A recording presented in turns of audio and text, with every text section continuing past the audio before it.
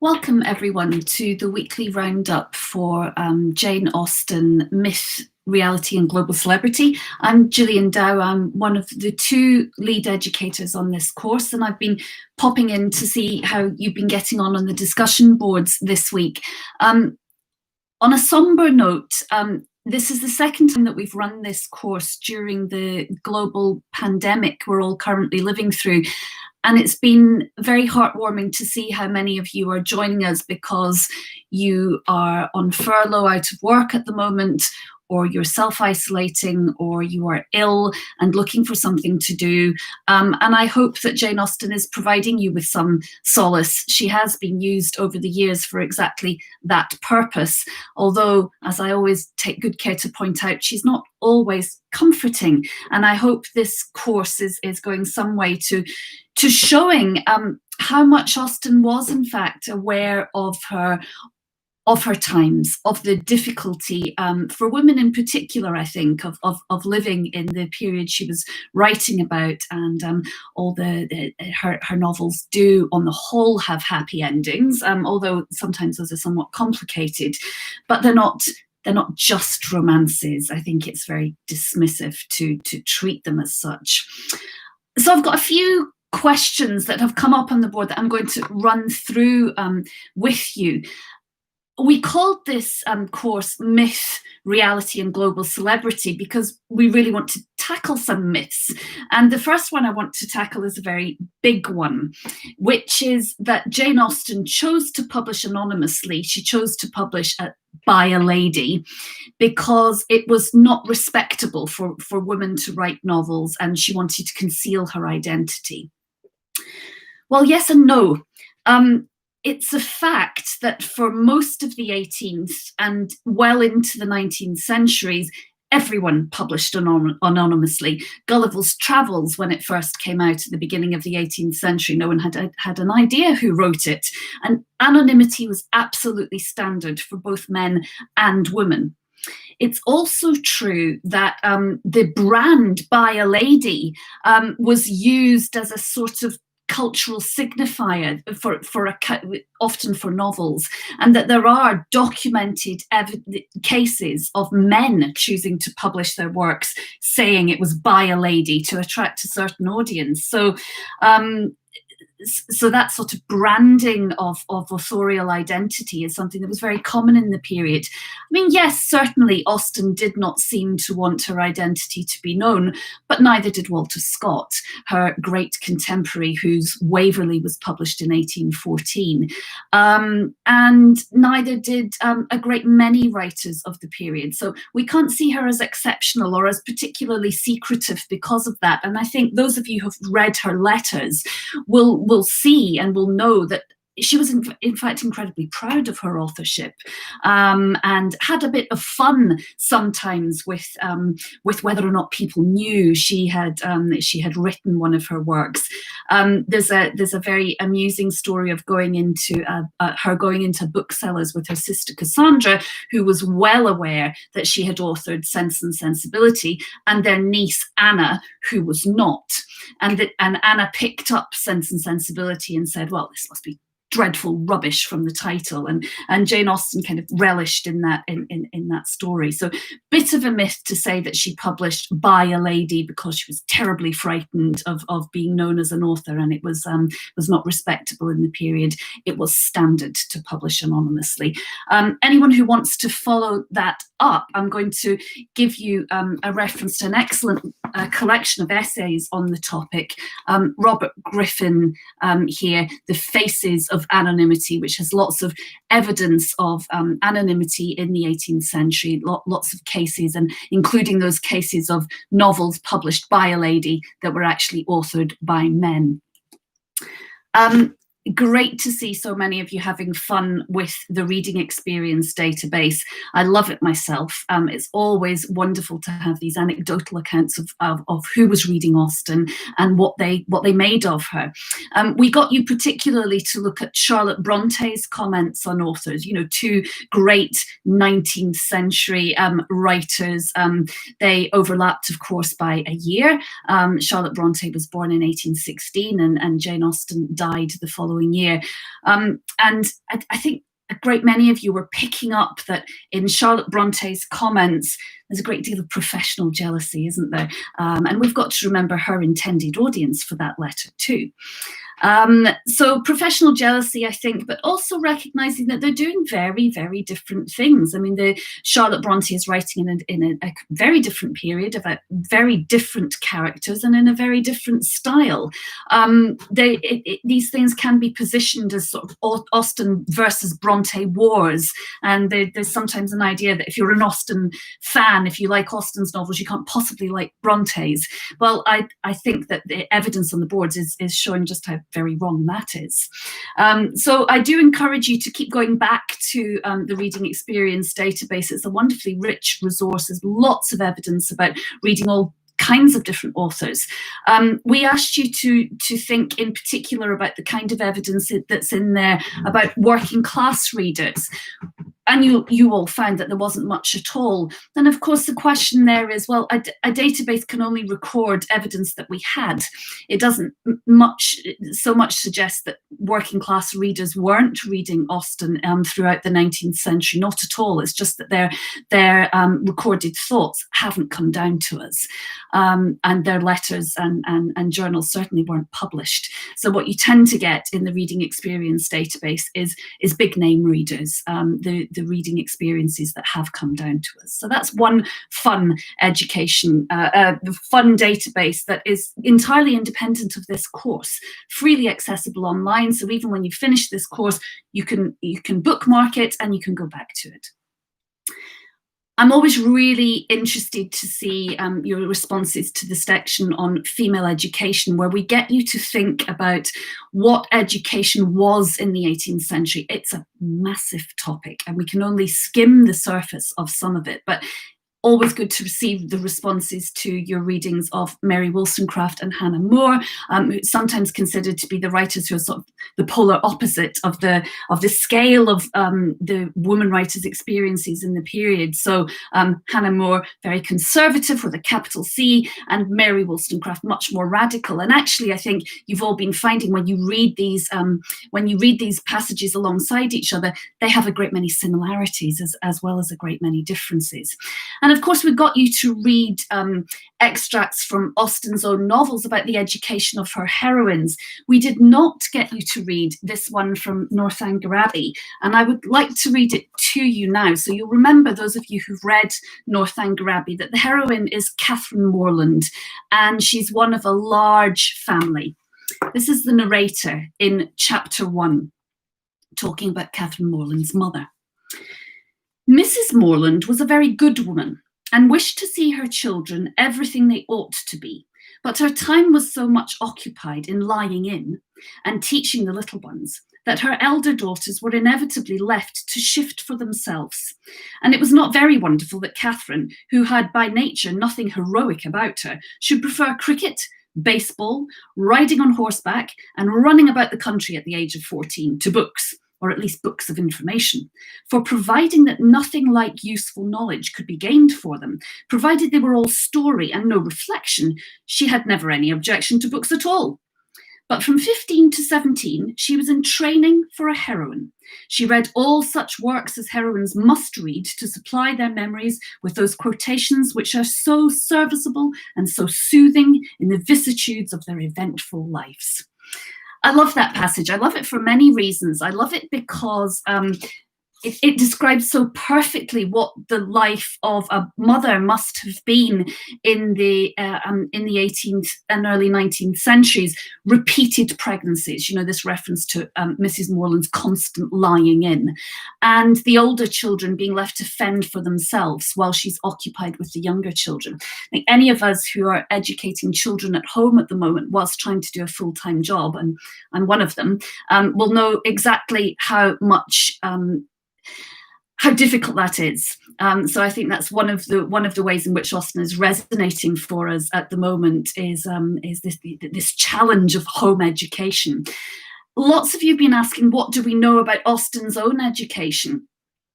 Well, we know very little, actually, in terms of curriculum. We do know that she spent some time at the Abbey School in Reading, and I've given on the boards a reference to a very good article about this school in Reading by T.A.B. Corley, so you can have a look and read about that. We do think, though, that a great deal of it must have been reading in her father's library. Her father ran a school for boys. She perhaps sat in some of those lessons. She had older brothers. She must have learnt from them. She was clearly an avid reader from a very early age. And a great deal of fending for herself, I think, must have been the case. She and Cassandra reading together, her and her brother James performing amateur theatricals together. That's the kind of education we think she had. There's no national curriculum in the period. There's no standard idea of what a girl's education should be doing. And an education that's at home is, by definition, dependent on the resources you have around you. We wanted you to look at the Reading with Austen website, which recreates her rich brother Edward's library at Godmersham Park in Kent, because it gives you an insight into the kind of things that might have been, well, that certainly were available to her. But just because a book's on the shelves doesn't mean she read it, of course. She did not live at Godmersham Park, although she visited it very frequently. And we know she spent time in the library and enjoyed spending time in the library. We asked you to have a think about whether you could recognise any kind of filing system, and lots of you have been puzzling over that. What on earth is the filing system? There simply isn't one. It seems to have been books were shelved, books were put on the shelf in order of size, often with large folios down at the bottom and smaller octavos and quartos above them. It's certainly true that all the foreign language books, and there are a great many of them, you've been looking and somewhat surprised at the number of French volumes in particular in the collection, absolutely standard for a country house library in the period to have that amount of French material on the shelves. There's a very good book by a writer called an academic called Mark Purcell, called The Country House Library. I recommend it to you highly. Mark Purcell was for many years the librarian for the National Trust, and he's an authority on country house libraries. And Edward Knight's library at Godmersham Park in Kent meets that model, I think, the country house library, the gentleman's library. It has somewhat more novels. And I would love to be able to prove that it was Austen and Cassandra's influence, thinking of the education of their nieces, who of course are left motherless very young. I'd love to be able to prove that Jane and Cassandra recommended the purchase of some works for that library. Maria Edgeworth's novels, for example, are in there, and they seem to have come into that collection just after the mother Elizabeth dies. I can't prove it. This is all speculation, and a great many of what's presented as facts about Austen's lives are interpretations. So that the Reading with Austen website, again, independent of the course, bookmark it, you can go back to it. There is no filing system, but it's a wonderful resource, I think. We wanted to get you to think about the opinions of the novel in the 18th century and early 19th century. And again, a great database there, the Cardiff database of production and reception, that looks at the 1800 to 1830 period, which is exactly the period in which Jane Austen was writing. And you've been having fun looking up the reviews of the novel in particular. I do encourage you to look at the anecdotal tabs. Where there aren't any reviews, there are anecdotes about how people encountered Austen's novels and what they thought of them, and they can be very informative. Many of you have been very surprised about the spoilers in the reviews. I mean, basically what you get is massive amounts of plot summary of a kind that would be very distressing, I think, for a contemporary review, to give away the ending of a novel or give large chunks of extracts from it. Absolutely standard in the period. It happens to Austen as it happens to other writers. one of the jobs of the reviews is to provide a moral guide. You know, can you safely purchase this work, or can you allow your wife and daughters to get it from the circulating library? And you need to know that it's suitable. I mean, books are expensive. They are extremely expensive. Jane Austen herself owned very few. And to be assured that the expense is going to be worth it, you need to have some sort of guide. Now, reviewers in the 18th century, you've been looking at the monthly and the critical reviews in particular. They were both set up. The monthly was 1749. The critical comes just after in the 1750s. And those reviews are running right into the 19th century.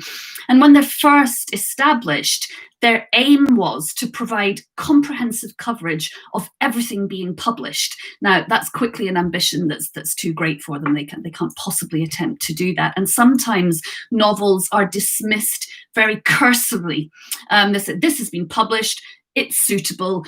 There's actually no suggestion that the reviewer has read the work they're reviewing. So in lots of ways, I think Austen gets a great deal of care and attention paid to her work. I think she was recognised as a very good novelist from the get-go. And that's another myth, I think, that people have, that she wasn't recognised in her own lifetime. Well, she was no Maria Edgeworth. She was no Frances Burney. She didn't have that reputation. But she had a solid reputation. She was admired. Her work sold, and they never went out of print. So the big question, I think, and this is something that you're going to be going on with in week 2 and week 3 of the course, and it's something that I think has drawn a lot of you to the course, whether or not you enjoy Austen's novels or you just want to find out what all the fuss is about, is why Austen? Why has she stood the test of time when a great many of her contemporaries have not? I commented on one of the steps of the course that this has perhaps got a lot to do with the depth of her characters. E.M. Forster, in a very influential piece of criticism called Aspects of the Novel, talks about flat and round characters, and his 2 points of comparison are Dickens, Charles Dickens, and Jane Austen. Charles Dickens being a very good example of a writer who provides us with flat characters, and Jane Austen, a very good example of a writer who provides us with round characters. So it might be interesting for you to keep thinking about this. I think one of the reasons that so many of us admire Austen and are drawn to her is because of the depth of her characters and because of the self-identification one can do. We know people like Lady Catherine de Bourgh, even if we don't know someone who owns a house as grand as Roding's.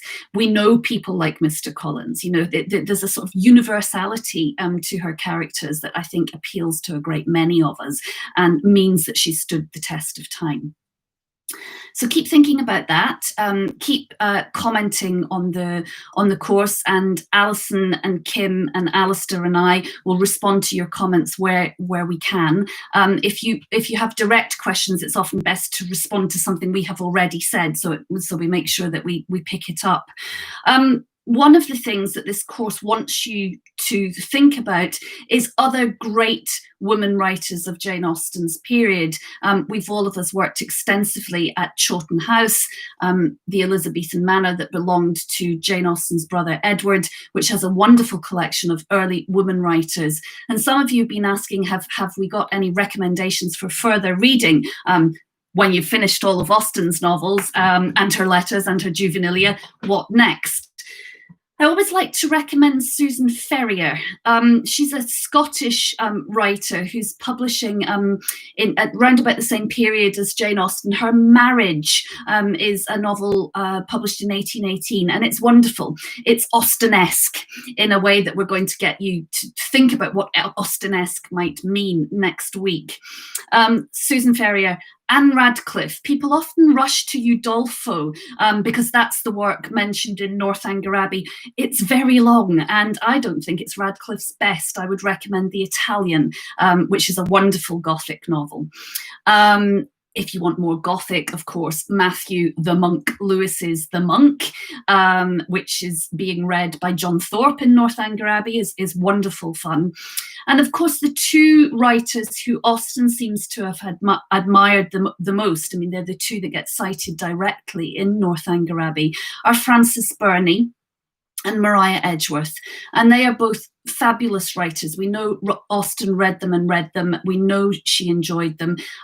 Perhaps Maria Edgeworth's Belinda would be a good place to start. And perhaps Frances Burney, Evelina would be a good place to start with her. So do keep reading, do keep asking questions. It's a great pleasure to have you with us, and enjoy the rest of the course.